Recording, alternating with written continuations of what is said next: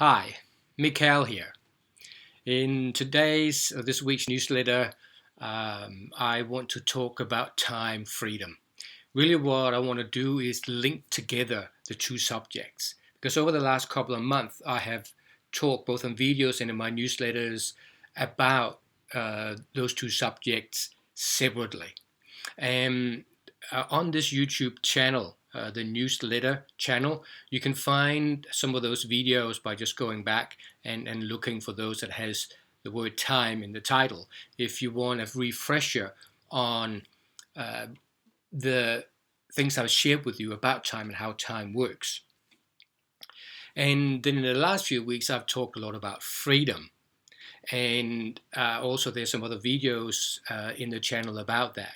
And in this week's web TV show, I talked extensively about freedom and how to achieve that and gave you some tools for that. So really the two go together. In time, I'm talking about external time and internal time. And just very brief recap, external time is a time that we tend to try and manage, but we can't because it's already managed. And internal time is the one that doesn't exist, but we live as if it does exist and then try to manage that, which is impossible because it doesn't exist.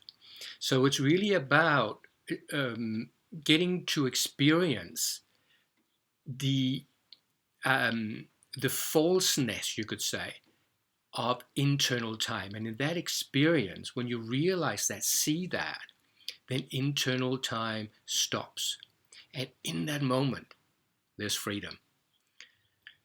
A couple of weeks ago, I shared with you in a video newsletter about freedom and the exact same principle of external freedom and internal freedom. And again, like with time, we are focusing a lot on creating freedom through the external, and it just doesn't live there.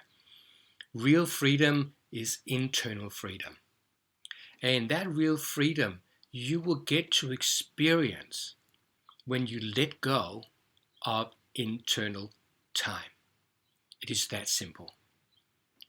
So I want to leave that with that for today to not make this too long. And then next week, what I want to do is share with you a few of my favorite books over the last 30 years that have led me to this understanding and to the experience of both the release of internal time and the sense of internal freedom. So till next week, just ponder these things, and I'll put the link to the web TV show about freedom from this week, because in that I'm actually giving you a tool or a couple of tools and taking you through a tool that will help you experience that. So if you haven't already watched it, go and do that. If you have watched it, maybe go and watch it again. Thank you for now, and I look forward to seeing you again next week.